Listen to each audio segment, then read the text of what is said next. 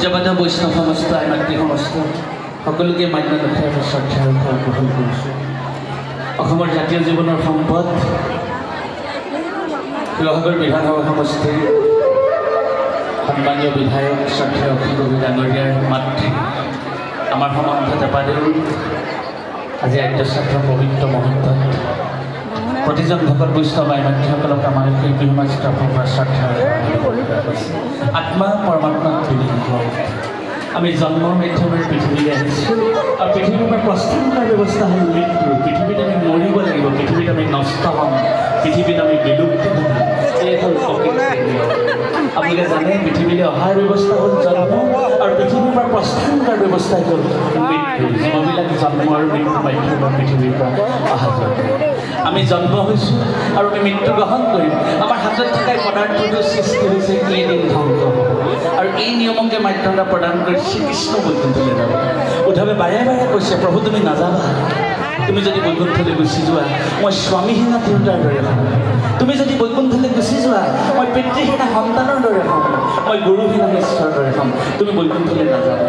উদ্ধৱে কৈছে মই পৃথিৱীলৈ আহিলোঁ জীৱ মংগলৰ কাৰণে, আকৌ পৃথিৱীৰ পৰা মই বৈকুণ্ঠলৈ যাম, জীৱতেহে মংগল হ'ব, তুমি নাকান্দিবা। বাৰে বাৰে মহাপ্ৰভু কৃষ্ণৰ চৰণত উদ্ধৱে কান্দিছে। উদ্ধৱ কৃষ্ণই কৈছে মই বৈকুণ্ঠলৈ যামেই।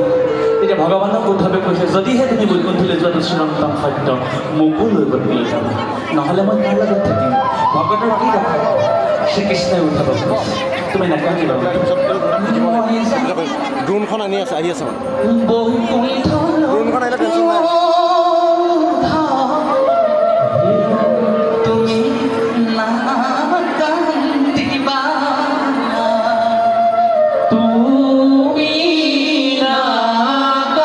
নাকান্দিবা, বিচাৰিলে তুমি মোক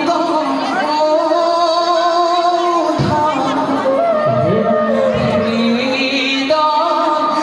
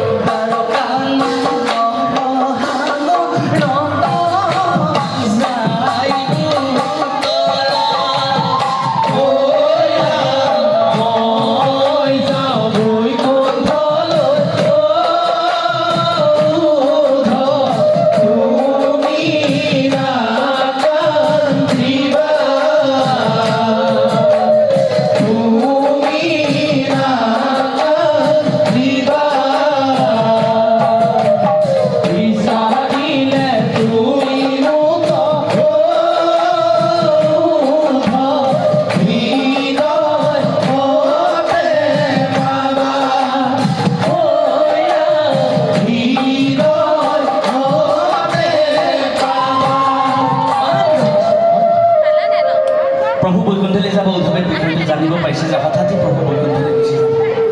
অখিল ককাইদেউ মাতৃ যেনেধৰণে বৈকুণ্ঠগামী হ'ল, জীৱ পৃথিৱীলৈ আহিছে, পৃথিৱীৰ পৰা গৈছে, ঠিক তেনেকৈ মহাপ্ৰভু বৈকুণ্ঠলৈ যাব। উদ্ধৱে বাৰে বাৰে প্ৰভুক কৈছে যে প্ৰভু তুমি নাযাবা, উদ্ধৱ তুমি যদি গুচি যোৱা ভকতৰ কি হ'ব? আপোনালোকে জানে শ্ৰীকৃষ্ণৰ চৰণত ধৰি উদ্ধৱে হুহুকাই কান্দিছে আৰু শ্ৰীকৃষ্ণৰ দুয়োখন চৰণ দুয়োখন ভৰি উদ্ধৱৰ চকুৰ পানীয়ে থাকি গৈছে। তেতিয়া ভগৱানে উদ্ধৱক কৈছে যে উদ্ধৱ তুমি নাকান্দিবা, মই গুচি গ'লে কি হ'ব জানানে? পীতবস্ত্ৰে মুখমচি প্ৰভু নাৰায়ণ, প্ৰভুৱে লৈ থকা পীতবস্ত্ৰ অৰ্থাৎ হালধীয়া বস্ত্ৰখনে প্ৰভুৱে নিজৰ মুখখন মচিছে। শ্ৰীমদভাগৱতৰ একাদশ স্কন্ধত খুব সুন্দৰভাৱে কৈছে শ্ৰীকৃষ্ণৰ বৈকুণ্ঠ প্ৰয়াণ কৃষ্ণ উদ্ধৱ সংবাদ। পীতবস্ত্ৰে মুখমচি প্ৰভু নাৰায়ণ, স্নেহে ধৰি উদ্ধৱক বুলিলে বচন, হয় নাকান্দিবা উদ্ধৱ, মই গ'লে লোকত মিলিবে বিমংগল। যিদিনা মই বৈকুণ্ঠলৈ গুচি যাম, এই যে নৰমণ্ডলী দেখিছা, মোৰ সন্মুখত থকা মানুহবিলাক যে দেখিছা, মানুহৰ অৱস্থা কি হ'ব জানানে? বোলে মই নাজানো প্ৰভু, মই গ'লে লোকত মিলিবে বিমংগল। তেতিয়াৰ পৰা মানুহৰ মাজত অমংগল হ'ব। আৰু মই ক'ত থাকোঁ প্ৰভু? আপুনি দ্বাৰকাত থাকে, দ্বাৰকাৰ বিষয়ে কিবা শুনিছেনে? বোলে মই একো শুনা নাই। তেন্তে শুনা, দ্বাৰকা নগৰ সাগৰত যায় মানুহৰ মাজত অমংগল হ'ব যেতিয়া মই বৈকুণ্ঠলৈ গুচি যাম আৰু দ্বাৰকা নগৰখন সাগৰত ডুব যাব। হয়, কৃষ্ণ বৈকুণ্ঠলৈ যোৱাৰ লগে লগে পৃথিৱীত অপায় অমংগল বৃদ্ধি হ'ল, দ্বাৰকা নগৰত বানপানী হ'ল, দ্বাৰকা আজিও উদ্ধাৰ হ'ল। আৰু প্ৰভুৱে ভয়ংকৰ তথ্য দিছে, পৃথিৱীত দুৰ্যোগ কলি কুচিমে আছা ধৰ্মত পৃথিৱী কলিও প্ৰজা সৰ্বনাশ। পৃথিৱীত দুৰ্যোগ কলি কুচিমে আচাৰ শ্ৰীমদ ভাগৱতত কোৱা হৈছে। আচাৰ নীতি নাইকিয়া হ'ব, মানুহৰ পিতা পুত্ৰৰ মাজত যুদ্ধ হ'ব, নিজৰ স্বামীয়ে নিজৰ পত্নীক হত্যা কৰিব, যিবিলাক এতিয়া ঘটনা পৰিঘটনাবিলাক পৃথিৱীত চলি আছে। পৃথিৱীত দুৰ্যোগ কলি কুচিমে আচাৰ হৈব ধৰ্মত পৃথিৱী কলিও প্ৰজা। কলিৰ মানুহবিলাক অধৰ্মী হ'ব। তেতিয়া ভগৱানক উদ্ধৱে কৈছে, তুমি এনেকুৱা এখন অপায় অমংগলে ভৰা সংসাৰত মোক থৈ নাযাবা, মোকো লৈ যোৱা প্ৰভু। তেতিয়া ভগৱানে কৈছে, সেই উদ্ধৱ মই তোমাক কাষতে বহাই বৈকুণ্ঠলৈ লৈ যাব পাৰিলোহেঁতেন, কিন্তু তুমি বৈকুণ্ঠলৈ যাব নোৱাৰা। কাৰণ এই যিসকল ধৰ্মজ্ঞ লোক পৃথিৱীত থাকিব, তেওঁলোকক তুমি কৃষ্ণ কথা দিব লাগিব। তুমি আমি দুয়ো গ'লে মিলিব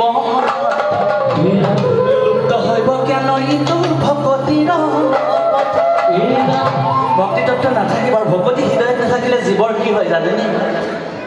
ওৰাম ভকতি বিহনে শিৱ যায় ৰখাত হেন জানি পৃথিৱীত থকা ভকতি যদি হৃদয়ত নাথাকে, জীৱবিলাক আপোনা আপুনি ৰখাতললৈ যাব, তেওঁলোকক ৰখাতলৰ পৰা তুমি উদ্ধাৰ কৰিব লাগিব। তুমি পৃথিৱীত থাকা। উদ্ধৱে খুব কান্দিছে। কিয় কান্দিছে? কাৰণ আপোনালোকৰ কাৰ লগত থাকিব যদি প্ৰভু গুচি যায়? নাযাব